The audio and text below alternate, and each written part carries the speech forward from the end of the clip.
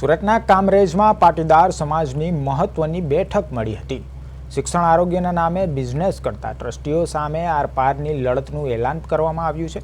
પાટીદાર સમાજના લોકોએ સસ્તા દરે આરોગ્ય અને શિક્ષણ મળી રહે તેવી માંગ કરી હતી। ટ્રસ્ટીના નામે અંગત સ્વાર્થ પૂરો કરી સમાજ સાથે અન્યાય કરતા ટ્રસ્ટીઓ સામે આક્રોશ ફેલાયો હતો। પાટીદાર અગ્રણી કે પટેલને પ્રમુખ બનાવી લડત આગળ વધારવાનો મોટો નિર્ણય લેવાયો છે।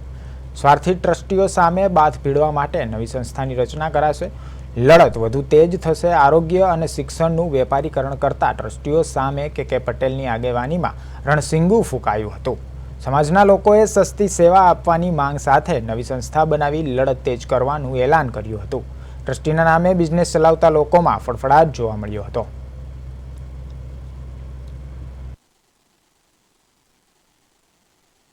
આજે એક નવી સંસ્થા ગુજરાત અને બી સુરતમાંથી ગુજરાત લેવલે શિક્ષણ અને આરોગ્ય માટે અને અન્ય જે કોઈક પ્રશ્નો ઊભા થાય એના માટેની એક સમિતિ બની।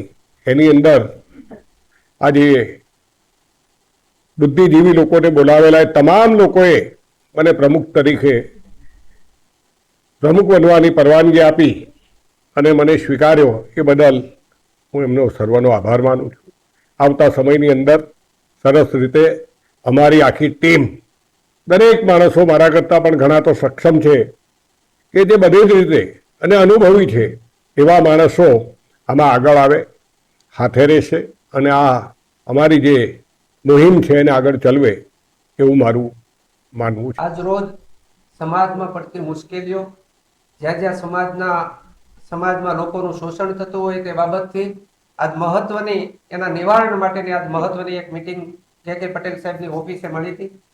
આ મિટિંગની અંદર હવે કઈ રીતે આગળ વધવું એમના એજન્ડાઓ વિશે ચર્ચા થઈ અને સર્વાનુમતે દરેક લોકોએ નક્કી કર્યું કે પ્રમુખ સ્થાન માટે કેમની નિમણૂક થાય તો એના માટેથી દિનેશભાઈ અણગડે પ્રસ્તાવ મૂક્યો। એના પ્રસ્તાવને રાજેશભાઈ સાવલિયા અને કે કથિરિયાએ એમને ટેકો આપ્યો અને સાથે સાથે જેટલા 60 થી 70 જેટલા લોકો જે હતા એઓ બધાએ સાઇન કરી અને એમને બહાલી આપી છે।